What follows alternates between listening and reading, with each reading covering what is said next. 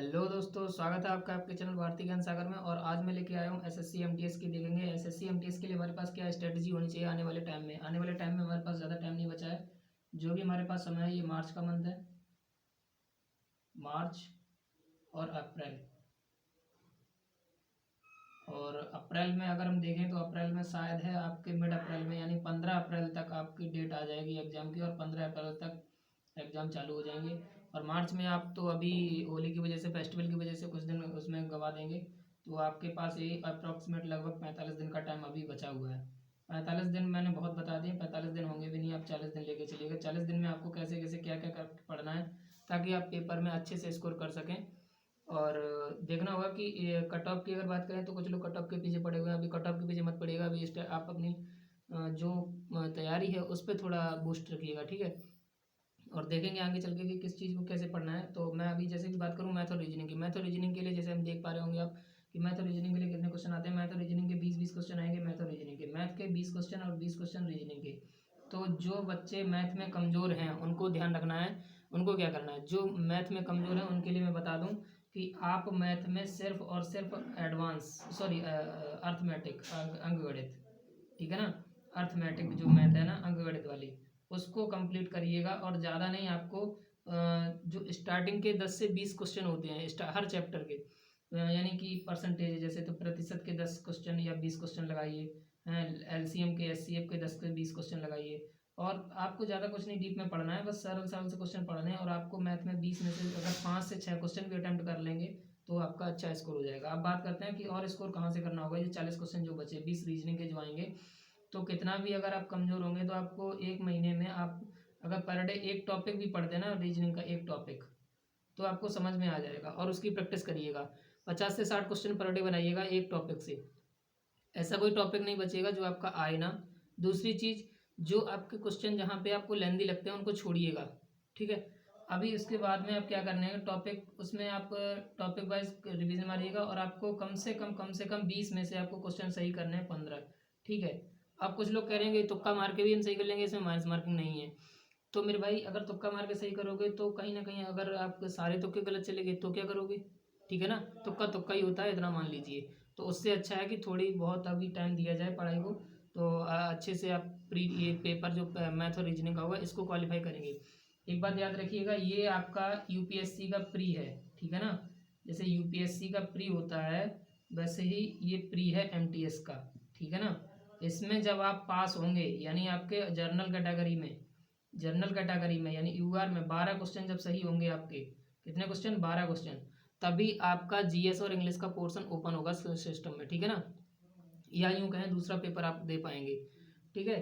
तो उसके लिए आपको 12 क्वेश्चन अटेम्प्ट करने हैं, सही सही बिल्कुल। और ऐसा नहीं है कि 12 बोल दिए तो 12 है, हो सकता है कि आपके एक दो 12 ही अटेम्प्ट कर लें, हो सकता है आपका एक दो गलत भी हो जाए। तो इसीलिए आपको छोड़ के तो कोई आना ही नहीं है मैथ और रीजनिंग में। लेकिन मेरा मतलब ये कहना है आपको कि इन टोटल क्वेश्चन को मिला करके आप कम से कम 15 क्वेश्चन सही करके आने हैं आपको पेपर में, ताकि सही करके आने के, सही करने हैं, ताकि आप क्वेश्चन जो अगला पेपर है वो अटेम्प्ट कर सकें अच्छे से, ठीक है ना। अब बात करते हैं नेक्स्ट टॉपिक की। नेक्स्ट टॉपिक अपने पास बचता है जीएस और रीजनिंग, जीएस और इंग्लिश। तो जीएस और इंग्लिश, जीएस में पहले समझ लीजिए जीएस में क्या पढ़ना है। देखिए, आपको हिस्ट्री, पॉलिटी, जियोग्राफी और इकोनॉमी, ये इकोनॉमी, ये जो चैप्टर है, ये जो टॉपिक है ना आपके, इनको ज़्यादा डीप में नहीं जाना है, ठीक है ना। अब कुछ लोग कहेंगे कि मैंने इनकी क्लास ले रखी है, पेड बैच बैच ले रखा है। देखिए मेरे भाई, आपने जो भी कुछ इसके लिए लिया है वो टाइम आपका टोटली वेस्ट है, ठीक है। एसएससी यहाँ से क्वेश्चन पूछती है तो हिस्ट्री से आपके 2 क्वेश्चन, पॉलिटी से आपके 2 क्वेश्चन, ज्योग्राफी से आपका 1 या 2 क्वेश्चन, इकोनॉमी से आपके 2 से 3 या 4 क्वेश्चन। 2 2 4 2 6 4 10, मैंने 10 क्वेश्चन बोल दिए। 10 क्वेश्चन आएंगे भी नहीं, आप नोट कर लीजिएगा, जिस दिन पेपर देकर निकलना उस दिन ऐड कर देख लीजिएगा, ठीक है। ये 10 क्वेश्चन आपको मैंने बोले हैं, ये 10 क्वेश्चन आ भी सकते हैं, नहीं भी आ सकते हैं। तो आपको करना क्या है, अभी देखिए, इनको छोड़ना नहीं है, इसका मतलब अभी आपके पास पर्याप्त टाइम है। हिस्ट्री, पॉलिटी और ज्योग्राफी और इकोनॉमी, इसमें ज़्यादा टाइम नहीं लगेगा आपको, क्योंकि आप ये पहले भी पढ़ रहे होंगे। यदि आप एमटीएस के अगर न्यू कमर हैं तो उनके लिए देखिए, तो उनके लिए तो ये भी कहना मुश्किल है कि पेपर आपका निकले, ठीक है ना, क्योंकि ये एमटीएस कोई हलवा खेल नहीं है, ठीक है। दूसरी चीज़, जो इस चीज़ से पहले से रिलेट है इनसे, अभी सबके पास एक बुक होगी, ठीक है ना, ल्यूसेंट बुक होगी। अगर आपको कोई बैच नहीं लेना है, कोई भी नहीं पढ़ना है, कुछ कहीं से भी कुछ भी नहीं पढ़ना है, तो आप सबसे अच्छा काम करिएगा कि ल्यूसेंट में जो भी हिस्ट्री, पॉलिटी, ज्योग्राफी का पोर्शन है, उसमें जो पिंक कलर से जो सर्कल बना रखा है उन्होंने, और उसमें कुछ फैक्ट लिख रखे हैं, उनको पढ़िएगा आप।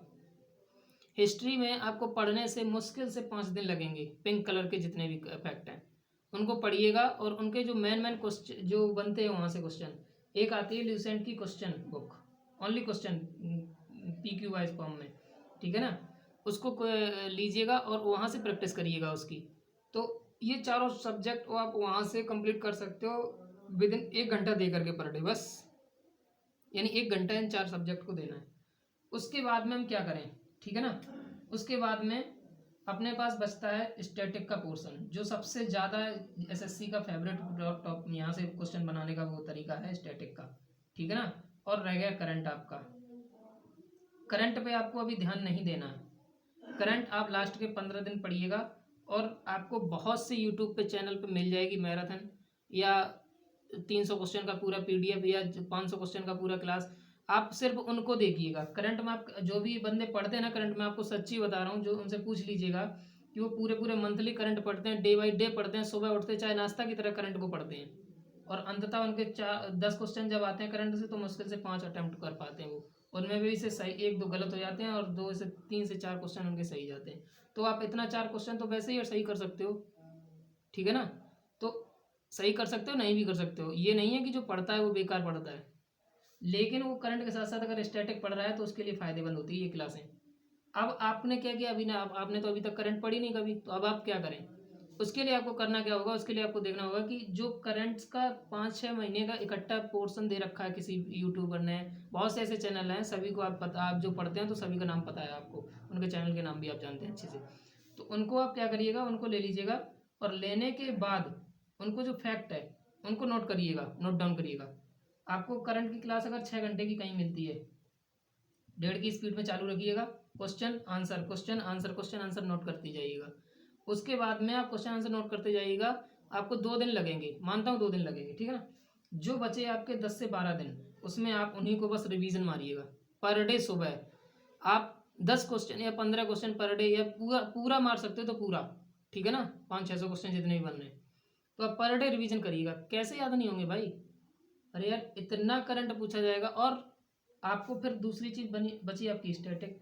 स्टैटिक के लिए मैं सबसे अच्छा अगर किसी को बताऊं जिसके पास कोई बुक नहीं, कोई बैच नहीं है, किसी ने कहीं से कुछ नहीं पढ़ा है अभी तक, तो वो क्या करे, स्टैटिक के लिए सबसे अच्छी है आपका ल्यूसेंट, ठीक है ना। लूसेंट, यहीं से सब बन रहा है क्वेश्चन।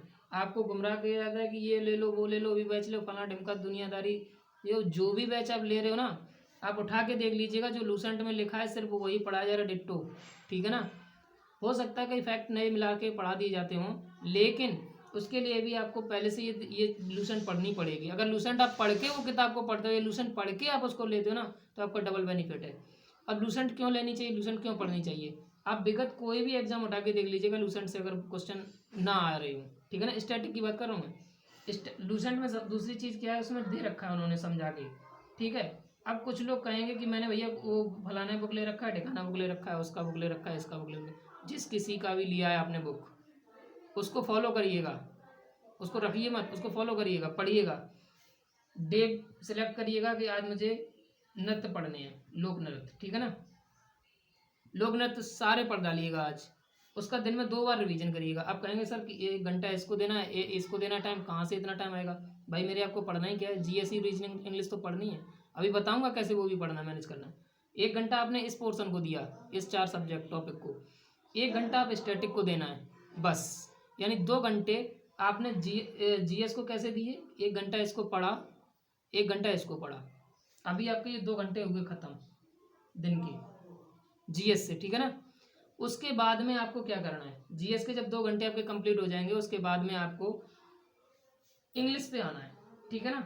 गैप कर दीजिएगा, अगर आपको नहीं पढ़ने में मन लग रहा है तो आप गैप कर दीजिएगा थोड़ा, 1-2 घंटे का, ठीक है। उसके बाद में आप इंग्लिश पे आइएगा, या अगर इंग्लिश आप सुबह पढ़नी है तो इंग्लिश को सुबह पढ़ लीजिएगा और बाद में जीएस पढ़ लीजिएगा, जैसा आपको लगे। ठीक है, इंग्लिश पढ़ने के लिए आप किसी भी पर्टिकुलर एक टीचर को फॉलो करिएगा, ठीक है ना, जो अच्छे से इस क्षेत्र का टीचर हो, एसएससी का टीचर हो, ठीक है ना। ऐसा नहीं है कि किसी भी फील्ड से रिलेटेड हो और इंग्लिश पढ़ा रहा है तो पढ़ लो, क्योंकि मेरा कहने का मतलब ये है कि जो एसएससी का टीचर होगा वो आपको सही से गाइड करेगा और उसको सही से नॉलेज होगी एसएससी के एग्ज़ाम की, और उसको सही से नॉलेज भी होगी एसएससी के क्वेश्चन की।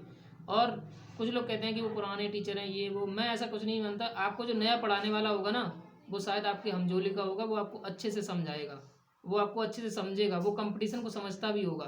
तो ऐसा नहीं है कि सिर्फ पुराने ही पढ़ा सकते हैं, नया कोई नहीं पढ़ा सकता। तो इंग्लिश के लिए आप क्या कर रहे हैं, इंग्लिश के लिए आप सबसे पहले ग्रामर पे फोकस करिएगा, ग्रामर को दीजिएगा 1 घंटा, ठीक है ना। उसके बाद आप वोकेबुलरी, ठीक है ना, वोकैब मोस्ट इंपॉर्टेंट है।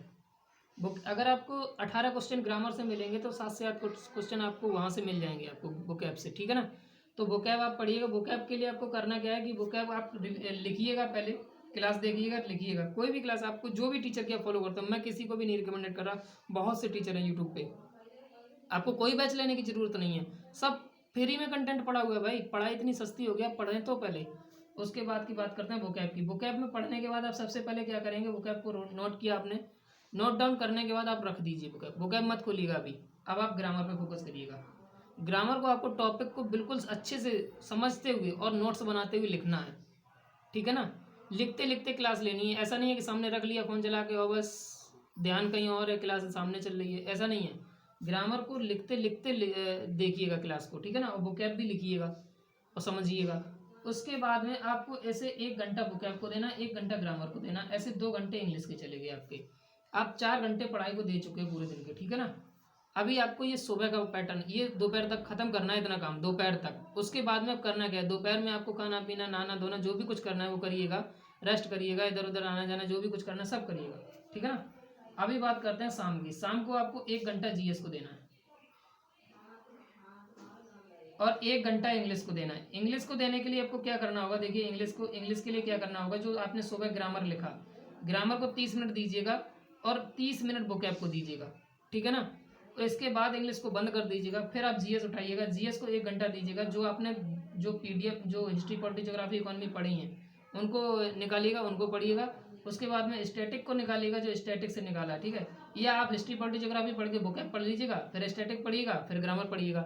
कोई भी आप जिससे आप बोरियत महसूस ना करें, ठीक है, लगातार आपसे 3 से 4 घंटे पढ़ सकें। तो देखिए 4 घंटे आपके दिन के ये हो गए, 2 से 3 घंटे ये हो गए, यानी 7 घंटे का आपका शेड्यूल हो गया पर डे का, ठीक है ना। अब आप कहेंगे रीजनिंग मैथ कब पढ़ें, तो मेरे भाई आपको रीजनिंग मैथ सिर्फ उतना पढ़ना है जिससे आप पास हो सकें, ठीक है ना, जिससे आप पास हो सकें। आपको उसमें पीएचडी नहीं करनी है, आपको उसको मेरिट नहीं बनाएगी, आपको मेरिट आपके ये सिलेबस बनाएगा आपको इंग्लिश और जीएस का, ठीक है ना। इंग्लिश और जीएस का ये सिलेबस आपका मेरिट बनाएगा। अभी आप शेष दिन में क्या करेंगे, ये कोर्स आपको कितने दिन में ख़त्म करना है, ये भी बात है ना। तो इंग्लिश के अगर आप कोई सही से टीचर अगर फॉलो कर रहे हैं ना, तो आपको 90 से वही 60 से 90 क्लासें देंगे आपको। और 60 से 90 क्लासों का आप शेड्यूल करिएगा कि 30 दिन में आपको कैसे कंप्लीट करना है, ठीक है ना। 30 दिन में इंग्लिश को 30 दिन में कंप्लीट करिएगा। जीएस को भी इतना ही लगभग दिन दीजिएगा, 30 दिन दीजिएगा, स्टैटिक और प्लस उसको मिला करके, ठीक है ना। 30 दिन बहुत होता है, 30 दिन सफिशियंट है। अगर आप पर डे 4 से 5 घंटे दे रहे हैं इन दोनों को सब्जेक्ट को, और 2 से 2.5 घंटे रिवीजन का, ठीक है ना। उसके बाद में आप क्या करेंगे, जो मैथ और रीजनिंग के लिए बात करते हैं, तो मैथ और रीजनिंग के लिए सबसे अच्छा टॉपिक, सबसे अच्छा तरीका यही है कि आप इनकी प्रैक्टिस करिएगा। जिसको रीजनिंग बिल्कुल नहीं आती है वो टॉपिक वाइज 1 घंटा निकाल के टॉपिक वाइज पढ़ना है उसको। यहाँ कहीं से भी 1 घंटा अपना कम कर ले, यदि टाइम दे सकता है तो अच्छी बात है भाई। देखो मेहनत करनी पड़ेगी, मेहनत के बिना कुछ भी नहीं है। आप अगर ये सोचो कि 6 घंटे वो मेहनत कर रहा है, तो भाई उसने पहले मैथ और रीजनिंग को टाइम दिया है। जो यहाँ पे 6 घंटे पढ़ाई कर रहा है, उसने यहाँ पे पहले 4-4 5-5 घंटे एक एक सब्जेक्ट को दिया है। तो आपको कम से कम 1 घंटा एक्स्ट्रा तो देना ही पड़ेगा यहाँ पे, ठीक है। अभी ये 6 घंटे दे रहा है, तो आप 7 घंटे पढ़ाई का शेड्यूल बनाइए। ये अगर 7 घंटे बना रहे तो आप 8 घंटे बना सकते हो भाई। 24 घंटे में 8 घंटे 1/3 भाग आप पढ़ाई को नहीं दे सकते हो क्या, ठीक है ना। उसके बाद में आपको करना क्या है, शाम को जो आप सोते टाइम इसको माइंड में लेटने के बाद अपने बेड पे और इसको लर्न करने की कोशिश करना है कि आज मैंने क्या क्या पढ़ा है, ठीक है ना।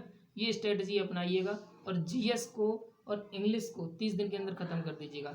इसके बाद आप क्या करेंगे 30 दिन के बाद, कि हाँ 30 दिन के बाद क्या करना है। जब 30 दिन के बाद आप कर लेंगे तो इसको आपको सिर्फ और सिर्फ रिवीजन करना है, सिर्फ और सिर्फ रिवीजन करना है। अभी आप रिवीजन कर रहे थे 2 घंटे 2.5 घंटे, अब रिवीजन को देना है 4 घंटे। कितने घंटे? 4 घंटे। 2 घंटे इंग्लिश को देना है और 2 घंटे जीएस को देना है, ठीक है ना। और 1 से 1.5 घंटा आपको करंट को देना है, करंट को। और अगर स्टैटिक में कोई पोर्शन बच गया तो आपको 1 घंटा स्टैटिक को देना है। तो 2 4 घंटे यहाँ हो गया, 1 घंटा यहाँ हो गया और 1 घंटा यहाँ हो गया। अब आपका 6 घंटे का शेड्यूल सभी को देना है लगातार 15 दिन तक। ये 15 दिन तक आप अगर शेड्यूल फॉलो करते हैं लगातार 6 दिन वाला रिवीजन का, तो यहाँ से आप जो अभी तक आपने पढ़ा है वो सारा कुछ आप रिकॉल कर सकेंगे एग्जाम के डे तक। अभी आप किसी का एग्जाम बाद में पड़ेगा, किसी का पहले पड़ेगा, ये स्ट्रेटजी है जिसका एग्जाम पहले। अब जिसका बाद में एग्जाम है, कुछ दिन बाद है, कुछ टाइम मिल रहा है उसको, वो क्या करे? उसको पेपर का एनालिसिस मात्र 30 से 35 मिनट का देखना है कि कैसे क्वेश्चन आ रहे हैं पर डे का। उसी हिसाब से उसको वहीं पे फोकस करते रहना है कि कहाँ से पेपर बनना है, कहाँ से नहीं बनना है। अब कुछ लोग कहेंगे कि मैं जीएस में कितना स्कोर करके आऊँ, इंग्लिश में कितना स्कोर करूँ, ये सब चीज़ें होंगी आपके दिमाग में, है ना। तो देखिए मेरे भाई, अगर आप कट ऑफ देखते ना तो कट ऑफ जाती है 92 के समथिंग अभी तक।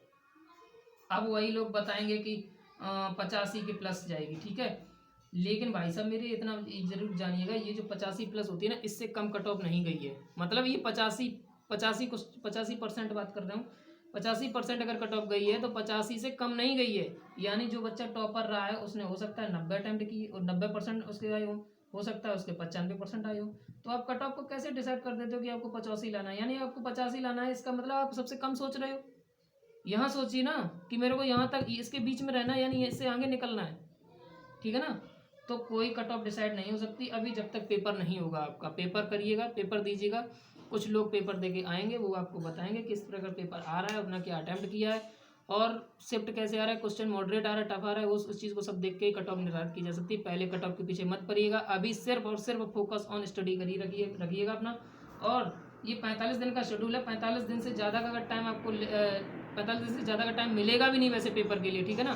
तो आप 45 दिन का टाइम लेके चलिएगा। उसके अलावा आपको जो भी टाइम बचेगा अगर, तो आप उसमें सिर्फ और सिर्फ जीएस और इंग्लिश, इसका रिवीजन और इनका प्रैक्टिस सेट।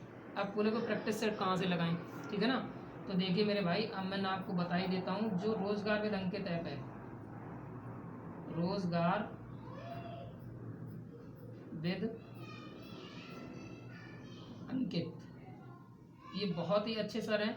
इनका एक ऐप है रोजगार विद अंकित ऐप। मैं कोई इनके प्रमोशन के लिए बात नहीं कर रहा हूँ, ठीक है।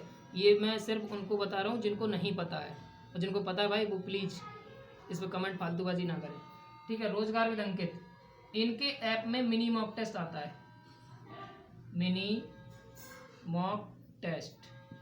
अब बोलोगे टेक्स्ट बुक, भाई मेरे टेक्स्ट बुक पे आप पेमेंट, अगर आप पैसे वाले हो तो पेमेंट करके ले लीजिएगा, ठीक है ना।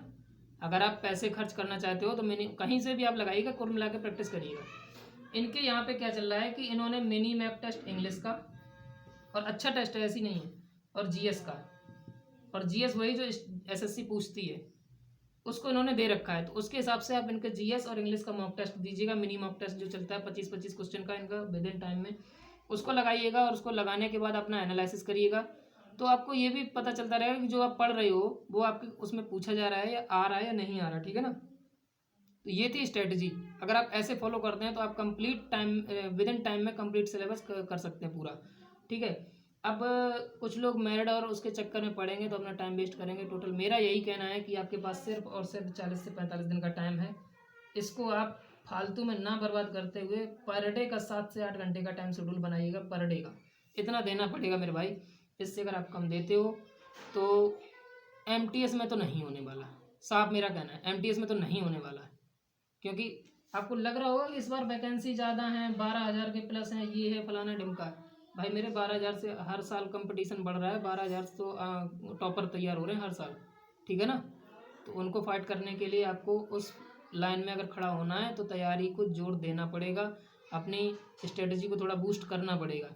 और स्ट्रेटजी मैंने आपको बताई है। अब आप कहेंगे कि मैं सुबह नहीं टाइम मिलता, शाम को टाइम मिलता है, वो आप अपने हिसाब से देखिएगा, क्योंकि किसी को रोटी जल्दी पच जाती है, किसी को रोटी देर में पचती है, ठीक है। कोई आलू की सब्जी अच्छी लगती है, किसी को अरहर की दाल अच्छी लगती है। तो जो भी है अपना हिसाब से देखिएगा, लेकिन इतना टाइम रखने पड़ेगा आपको पढ़ाई का। आप दिन में नहीं पढ़ सकते हो, रात में पढ़िए, सुबह पढ़िए, दिन में आपको कुछ काम है, जैसे अगर दिन में आप पढ़ सकते हो तो रात में नहीं पढ़ सकते हो तो दिन में पढ़िए, ठीक है ना। तो उस हिसाब से अपना टाइम शेड्यूल करिएगा और इसी तरह वीडियो बने रहिए। अगर कोई भी आपको वीडियो पसंद आ रही है तो प्लीज़ लाइक से सब्सक्राइब करते गए। नेक्स्ट वीडियो आप किस टॉपिक पे चाहिए, किस प्रकार की स्ट्रेटजी पे चाहिए, वो कमेंट करिएगा, आपको ज़रूर दूंगा बना करके। कोशिश करूंगा अच्छे से समझाने की। कोई भी अगर दिक्कत आती है किसी भी टॉपिक से रिलेटेड वो भी पूछिएगा, बताने का कष्ट करूंगा, ठीक है। और जो भी कुछ है आप मेरे चैनल को सब लाइक से सब्सक्राइब करते रहिए, प्यार देते रहिए। प्यार मैं भी अच्छी से अच्छी एक मोटिवेशन मिलता है मेरे को एक कमेंट का, ठीक है ना। तो उस प्रकार से मैं वीडियो बनाता रहूँगा। चलिए मिलते हैं नेक्स्ट वीडियो में, तब तक के लिए टाटा, धन्यवाद, जय हिंद, वंदे मातरम।